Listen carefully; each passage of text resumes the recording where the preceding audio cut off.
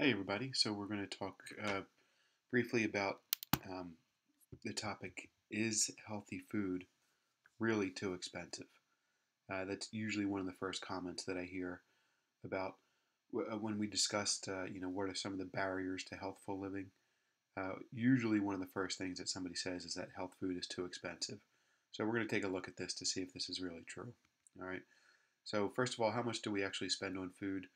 Um, it's kind of tricky to figure this out because what we spend on food is probably a percentage of how much money we make. So it's probably overall, it's probably a percentage of your income.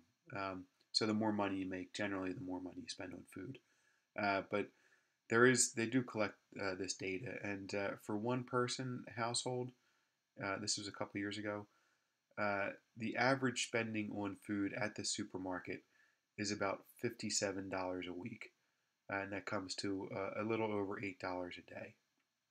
All right. The CDC, the Center for Disease Control, estimates that on average, Americans get about 11% of their total calories from fast food. So that it probably comes out to be about 2 meals a week. Estimating again about $5 a meal. That might be a little cheap now, but I guess again depends where you eat. Probably a pretty good guess is about $10 a week on fast food. And then adding that together, that comes out to be about $9.62 a day on food. So that's a kind of a ballpark figure. Of course, that does not take into account things like vending machines, sodas, snack foods, things like that. Um, this is what we're buying at the grocery store. So you see the biggest percentage here, 32%, is dry groceries. So that's um, cereals, potato chips, hamburger helper, things like that. What's also included in there is canned foods. Soda would also be included in there. I know it sounds funny, but it's technically it's dry food. It doesn't go bad, basically. So pretty much everything in the middle of the part of the supermarket. The next piece, 17% meat, fish, poultry. About 14% of our shopping dollars go to fresh produce, and then dairy comes in next. Frozen foods, baked goods, breads, bagels, things like that. Deli meats come in at 6%, and then Pennsylvania is actually somewhat unique in that we do not sell alcohol in grocery stores, but a lot of other states do. The beer isn't very good in some of those grocery stores, but for the most part, we don't do that. So, uh, keep in mind again that according to the Harvard or even the USDA, about 50% of this should be produce. It should be fresh fruits and vegetables. Um, so, Harvard actually did look at this a few years ago. Um, and what they looked at was the average cost of a convenience diet or a fast food diet. So they compared a diet of eating fast food 3 meals a day versus a healthy diet, going to the supermarket and purchasing your food. So first of all, nobody eats fast food 3 meals a day. I mean, some people do, but most people do it for a treat. Um, but just the idea that taking going to the supermarket and purchasing your own food comes out to be about $7.50 a day, and then the fast food diet is double that. Um, they used 1,786 calories per day. Uh, for men, again, it's kind of a ballpark, but men are supposed to probably get about 2,500 calories, women around 2,000. So the 2,500 calorie equivalent for that is a little over 1050. Um, so why do we have this idea that health food costs so much more? I apologize that this isn't straight. I converted this over to PowerPoint, and some of the things got a little bit out of skew, but we can. This should be easy enough to take a look at. So I calculated this out: cost per 100 calories. So that's really what we're getting our food for, right? Is for energy and for nutrients, and energy is measured by calories. So if you calculating a good way to calculate this out is the cost per calorie, or cost per 100 calories. It comes out a little bit easier. And if you look at all these products across the board, whenever you have a product that is marketed as being healthier, it is always going to cost more. Okay, English muffins versus English muffin light. The light muffins cost a lot more. Uh, the light bologna cost a lot more. The fat-free potato chips are going to cost more. I didn't figure out the ice cream per 100 calorie, but you can see the same size. I forget what this was, a half gallon, I think, of ice cream is more than double when you're buying organic. Um, and of course, ground beef is going to be a lot more expensive if you're buying the grass-fed ground beef. But of course, what we don't mention here is that almost all this stuff you should never eat it anyway, right? English muffins are refined carbohydrates. Bologna is processed meat. And, for the most part, this is junk food. A little bit of beef is fine, but, you know, most people are eating a lot more ground beef than they really need to. So I did a survey in a bunch of different supermarkets. And the couple of ones that I looked at, first of all, were Giant and then Whole Foods. Um, I also looked at Wegmans as well. Every supermarket has their own store brand, and then every supermarket also has an organic version of their own store brand. Okay, so Giant, their store brand is Nature's Promise, and Whole Foods is 365, 365 organic.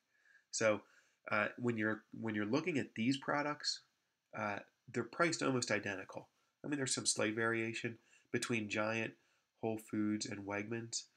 The prices are almost identical for these types of products. The generic version. Everything else in Whole Foods is outrageously overpriced. Um, it's kind of a shame. I do enjoy shopping at Whole Foods. I think it's kind of a cool experience. But when I took a close look at their prices, almost everything across the board was way overpriced. Uh, and these are the same exact products, same size, same everything in Giant and Whole Foods. And there was a difference between 10 and almost 100% markup at Whole Foods compared to Giant.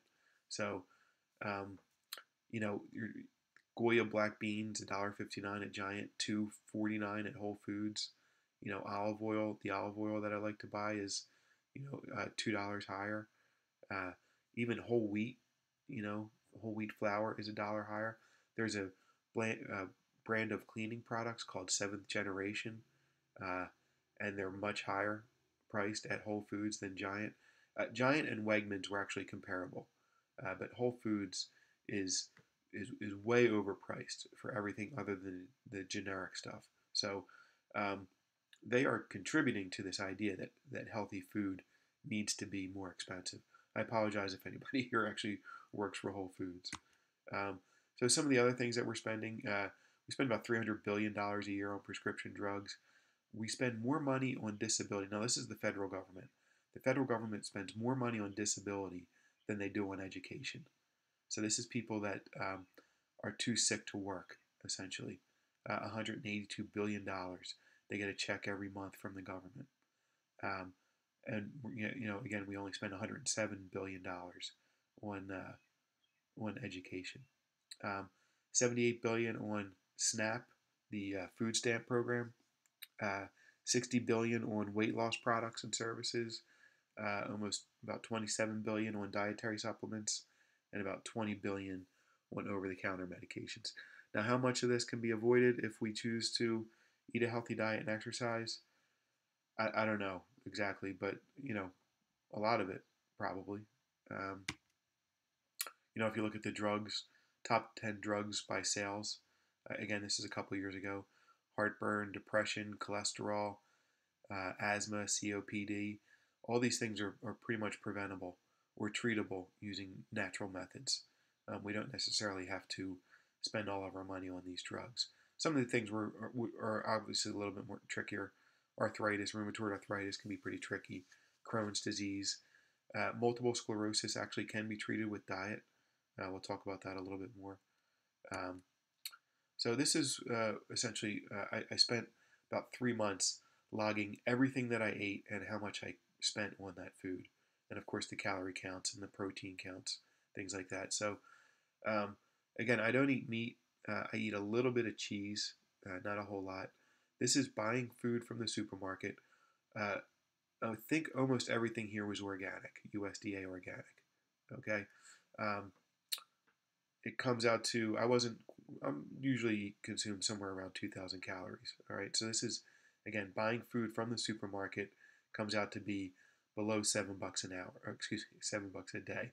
All right, compare that to again a little over $10 a day for conventional diet, or I think it was a 7.50 for $7.50 for uh, a diet that was somewhere around 1,900 calories. Okay, I'm getting plenty of fiber, plenty of protein. Um, CSA, Community Supported Agriculture. Um, this is the one that I belong to. There's several in Montgomery County, and they have special pricing for people that are SNAP participants. It comes out to be about $1.37 a share, or excuse me, a day, and that's really enough for two people. Um, so for non-SNAP members, the standard price comes to be about $2 a day. So for $2 a day, you can have all the food, all the produce that you possibly could use. Family of four can have 10 months of organic produce for about $1,200 a year. Uh, Quarry Hill Farm also has meat CSA, so it's not just produce. Um, that comes out to be about $1,000 a season. So their prices are similar again for the produce. So for call it $1,300 a year, you could have all the produce and all of the meat that you need, um, and that's it. All organically grown, all locally produced, and compare that to 10% of your annual salary, which is what again most people pay. Okay, so there's another quick presentation I wanted to take a look at. Um,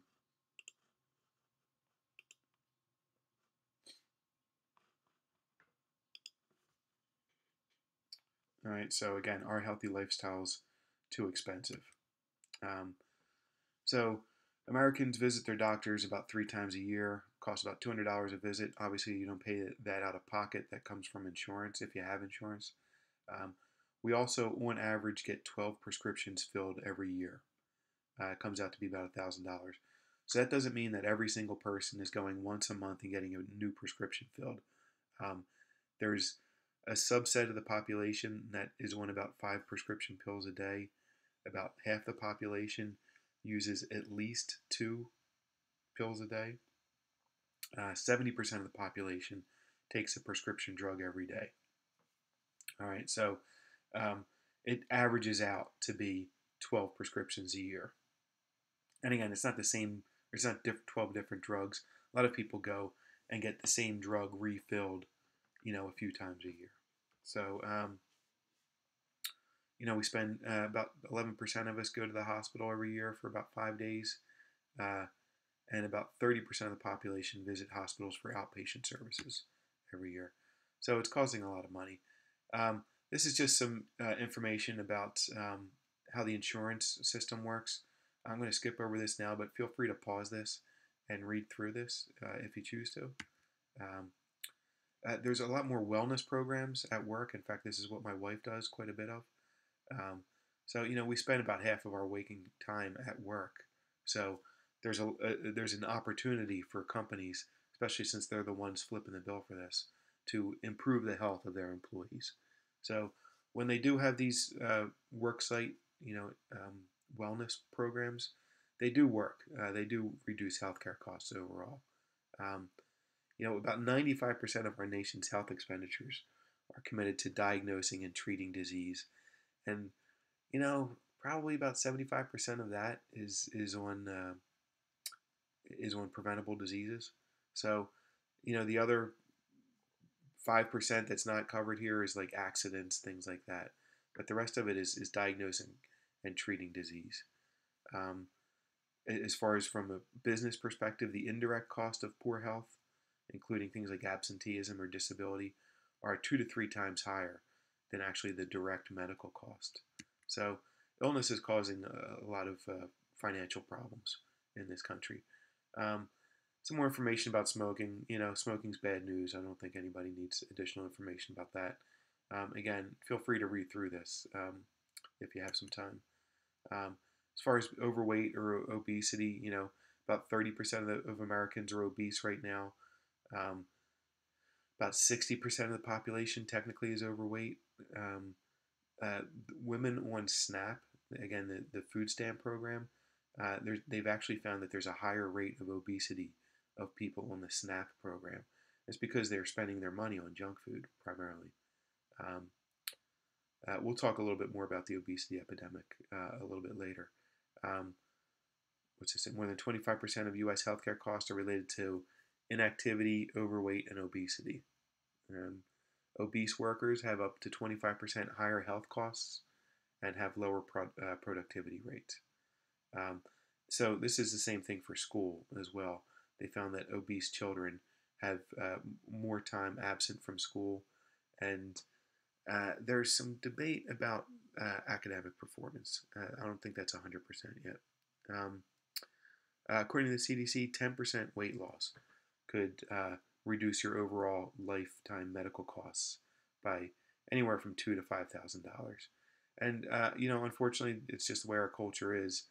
There is a fat penalty. Unfortunately, it's kind of an unwritten rule. But if if you're going for a job interview and you're 50 pounds overweight, and the person that you're competing against has the same exact qualifications, but they're 50 pounds lighter than you and they're in good shape, there's a pretty good chance that they're going to get the job ahead of you. It's unfortunate, but it's true. It does happen. Um, some other costs: inactivity, sedentary lifestyles, estimated to cost somewhere between $670 to over $1,000 per person per year. So, good pair of walking shoes cost about $60. Um, should be replaced 2 to 3 times a year. So again, when we talk about exercise, it's really about physical activity, and it's just about staying active. So try and getting in a walk in a few times a day. Healthy people pay lower premiums for life insurance. Um, Obese individuals spend more on health services, more on medications, more on clothing. Um, One study concluded that people who exercise 2 or more times a week spend over $1,000 less in healthcare than those that don't exercise. So reports vary, but some estimates say that about 90% of doctors' visits are directly caused or at least influenced by distress. So you can see how eating healthy, learning how to manage your stress, and getting some exercise is going to be really important. Um, so as far as quitting, stopping eating junk food, you can probably save $3 a day. Fast food, alcohol can get pretty expensive. Smoking now, smokes are up to $6 a pack. That's getting way too expensive. Um, Cutting meat out of your diet a couple days a week and substituting beans or lentils, they're pretty cheap. You can save some money, and just eat at home a little bit more often. Um, there's no question about the cost. The convenience factor is still there. You do have to cook your food. You do have to go shopping. Um, it is what it is, but that's where priorities come into play. Um, so as far as SNAP and Medicare go, we talk about SNAP a little bit, and the fact is the SNAP program, it's a little bit of a mess right now because a lot of that money is spent on junk food, unfortunately. So the idea there's been a lot of people that are trying to make changes to the program so that people on SNAP can only buy healthy food, and a big part of that is because a lot of people that are on SNAP are also on Medicaid or Medicare, and the question is, why should we feed food to people that we know is going to make them sick when we also have to pay for their medical bills? That does not make a whole lot of sense. So we're essentially buying them food that's making them sick, and then we're paying for their medical bills as well. Okay, so and this is all tax dollars. So the food companies are making out, the healthcare system is making out, the pharmaceutical industry is making out.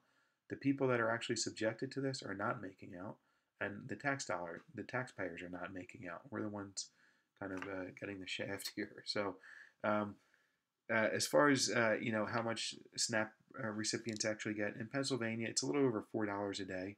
Um, Try and go into the supermarket and get $4 worth of food that's going to cover you for the day. I got it down to being a CSA member. I did get it down to about $5 a day a couple times, but it can be pretty tough. Okay. Um, Again, healthy versus unhealthy food costs. The USDA actually did a study a little while ago, and when the USDA releases these studies, oftentimes they're just trying to demonstrate what a wonderful job that they're doing. It's kind of a shame, but that's pretty much true. They released a study showing that fruits, vegetables, grains, and low-fat milk actually tend to be less expensive by weight and serving size than junk food. Um, but what they didn't take into account the calorie counts. Um, the foods that are rich in those key ingredients did cost more per calorie than their nutrient poor counterparts. So, nutrients associated with higher disease risk were associated with lower diet costs. Um, so, essentially, when a calorie per calorie comparison, junk food is a lot cheaper.